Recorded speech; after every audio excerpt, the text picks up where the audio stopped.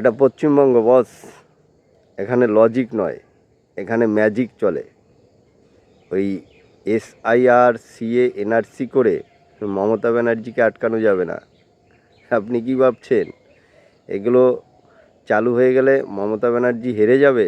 একদমই না। আগে মমতা ব্যানার্জি 100 টাকা 10 জনকে দিত, আগে 100 টাকা 10 জনকে দিত। এখন সেই 100 টাকাটা থাকবে, কিন্তু সেটা 5 থেকে 6 জনকে দেবে।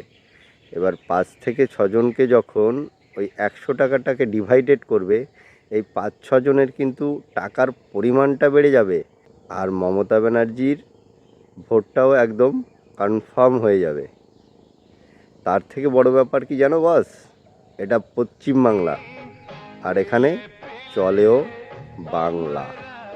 হ্যাঁ, সব থেকে বড় ব্যাপার এটাই। তাই দিদি আছে, দিদি থাকবে।